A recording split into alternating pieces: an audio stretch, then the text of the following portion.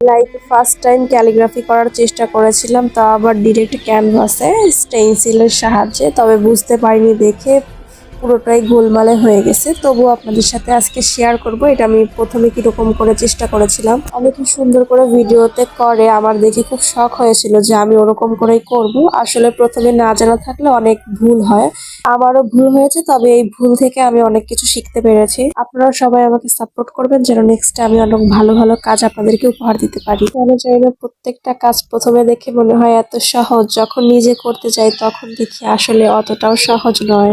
আমি নতুন পেজ খুলেছি, সবাই আমার ভিডিওগুলো দেখবেন এবং কোথায় ভুল হয়েছে বা কোথায় ভালো লাগে কমেন্ট করে জানাবেন। এই ক্যালিগ্রাফিটা করার জন্য আমি 10x10 সাইজের একটি ক্যানভাস নিয়েছিলাম, চারপাশে টেপ দিয়ে আটকে নিয়েছিলাম যেন ওখান দিয়ে রংগুলো না ভরে। তারপর ছোট ছোট পাত্রে আমি বিভিন্ন কালার সাথে একটু গ্লু মিক্সড করেছিলাম, সাথে একটু পানিও মিক্সড করেছি যেন একটু পাতলা হয়। সবগুলো কালার একটু পাতলা করে নিয়ে তারপরে আমি ক্যানভাসে সেটা অ্যাপ্লাই করেছিলাম। কিন্তু আমি যেরকম চেয়েছিলাম ক্যানভাসে সেরকম শেডটা আসেনি, এই জন্য আমার ভালো লাগেনি। পরে আমি ব্লু কালার করে নিয়েছিলাম, একদম ডার্ক ব্লু কালারটা। একটা ক্যালিগ্রাফির মেইন সৌন্দর্য হলো সেটার হলো ব্যাকগ্রাউন্ড। ব্যাকগ্রাউন্ড যদি সুন্দর না হয় ক্যালিগ্রাফিটা দেখতে ভালো লাগে না, সে যত আর সুন্দর করে আর্ট করা হোক না কেন। প্রথমবার করতে নিয়েছিলাম তাই ভালো করে হয়নি, আর আমার হাতে খুব সময় কম থাকে, আমি খুব ঝটপট কাজ করি তাই এত ভাবনা চিন্তা করতে পারি না।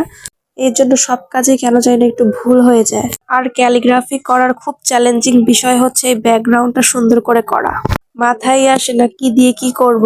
প্রথম যখন এই ক্যালিগ্রাফি গুলো দেখতাম তখন মনে হতো কি সহজ, স্টেনসিলের সাহায্যে করতেছি, এটা তো খুব সহজ, কিন্তু আসলে অনেক কঠিন। যতই আমি স্টেনসিল ব্যবহার করি না কেন তারপরে এই স্টেনসিল গুলো ক্যানভাসে ঠিকঠাক মতো বসে না, একটু ফাঁকা হয়ে থাকে, একদম প্রপার সেট হয়ে বসে না।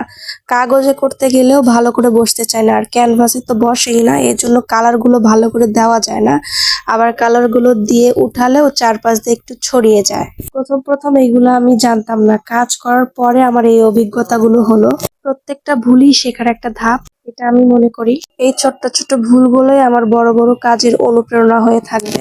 নেক্সট টাইম খুব মনোযোগী হয়ে কাজ করবো ইনশাল্লাহ, যেন খুব সুন্দর হয়। আর আমি ভালো করে কালার নির্বাচন করতে পারিনি, রংগুলো ভালো করে বসাতে পারিনি দেখে এটা কেমন যেন নষ্ট হয়ে গেছে। আর নিচের ইংলিশ লেখাগুলোতে কালার বসেই নাই। পরবর্তীতে এই ক্যানভাসের উপরে আমি জেসা অ্যাপ্লাই করেছি যেন আমি নতুন করে আবার একটা ক্যালিগ্রাফি করতে পারি। এটা নষ্ট হয়েছে তো হয়েছে, কি আর করার। তবে আমি অনেক কিছু শিখতে পেরেছি। আমি আসলে টেক্সচার পেস্ট দিয়ে ক্যালিগ্রাফি করেছি তো তাই রং দিয়ে কেমন হবে সেটা বুঝতে পারিনি। আমার এই ভুল করা কাজটা আপনাদের কাছে কেমন লেগেছে সবাই কমেন্ট করে জানাবেন। আর আমি নতুন ইউটিউব চ্যানেল খুলেছি, প্লিজ সবাই আমার চ্যানেলটি সাবস্ক্রাইব করবেন। আজ এই পর্যন্ত, সবাইকে আল্লাহ হাফেজ।